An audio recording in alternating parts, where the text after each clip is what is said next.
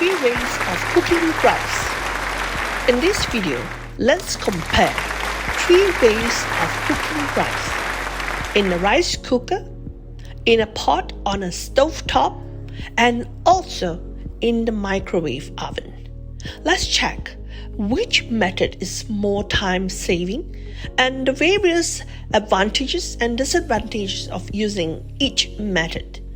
After the video Cook Rice and Steam Powder was uploaded a few weeks ago, there was a discussion on the various ways of cooking rice.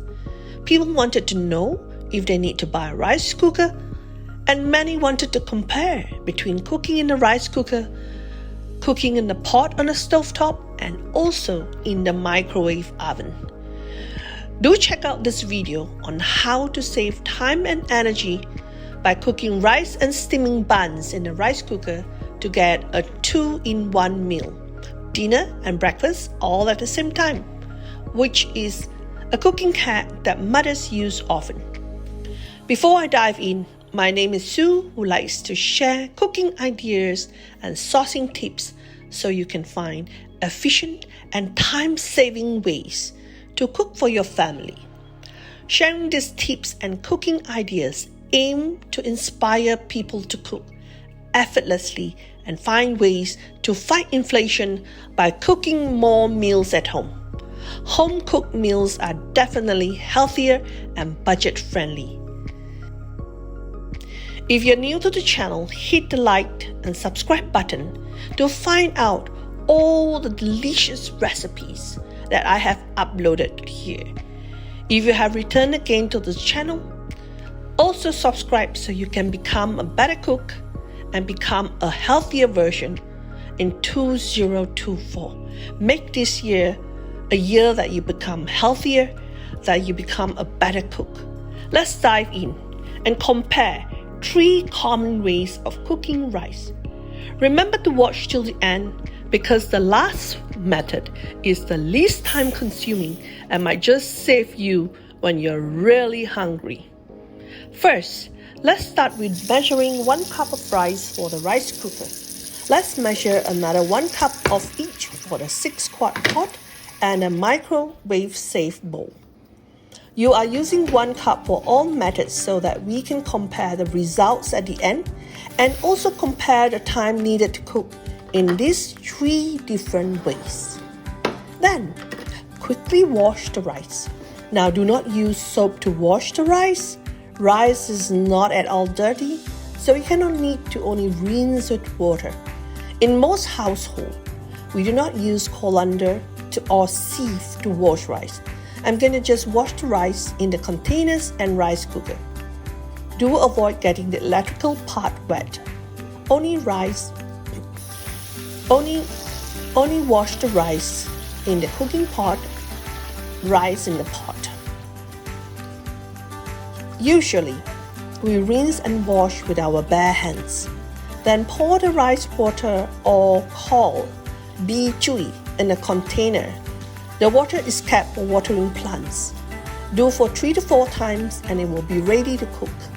You can see the water become less murky and then it is fine. It's ready for cooking. Next, rinse the rice in the pot for the stove top. Do the same thing. Rinse with hands 3 to 4 times.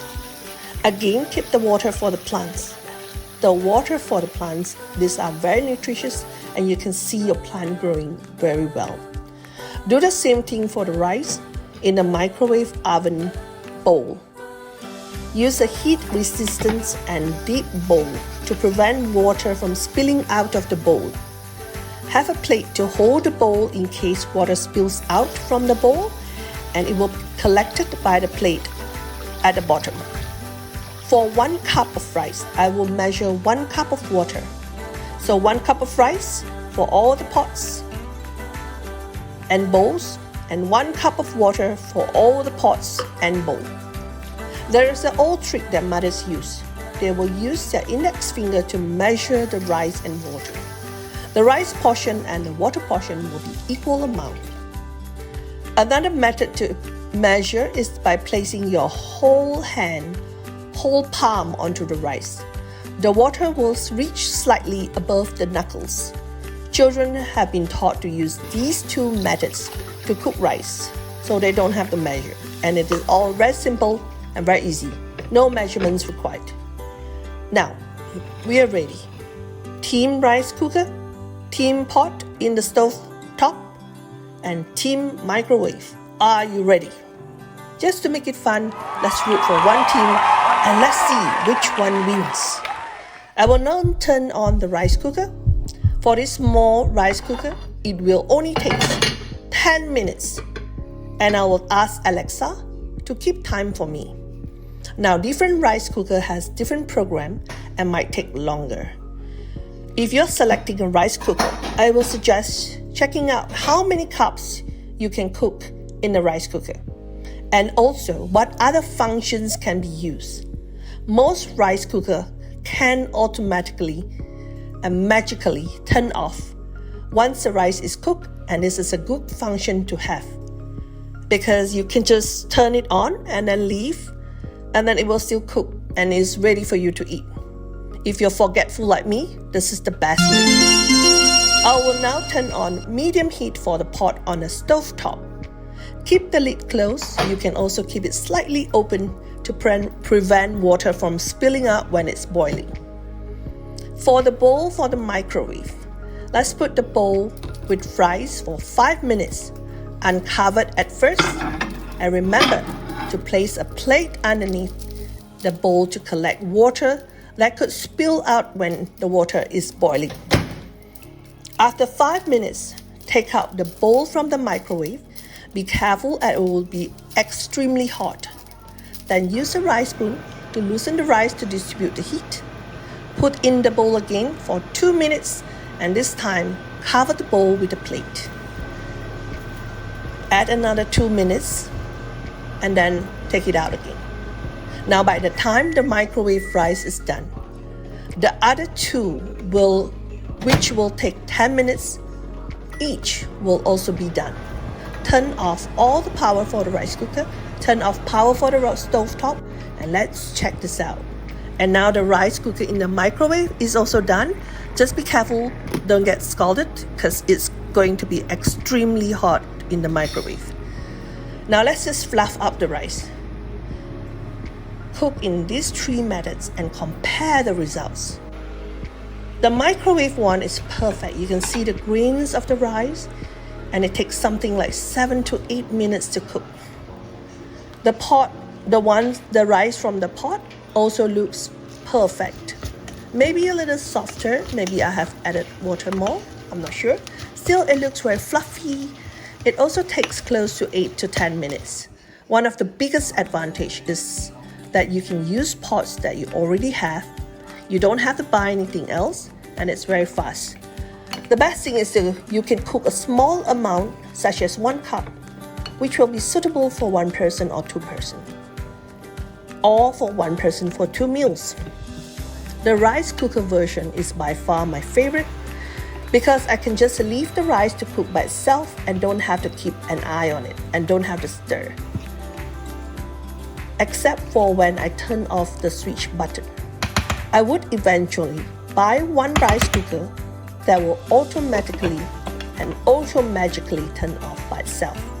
One last thing to remember. You can just cook it and leave it, and it will be ready when you come for meals. Another advantage is for the rice cooker is that you can steam something in the steam basket, whether it is fish, chicken, vegetables, etc. I will show you more of these steaming ideas in the next video. If you have found this helpful, please give a like. Comment below which method do you prefer, or let me know how you cook rice. It's always good to get feedback and find out ideas from all of you who are watching today. Please hit the subscribe button, and there is a bell to notify you of another great idea or recipes from Meals with Sue. Thanks so much for watching. Do come back often. Remember, make 2024 a year to level up your cooking skills. For now, guys, bye. See you next video. Remember to subscribe. Bye.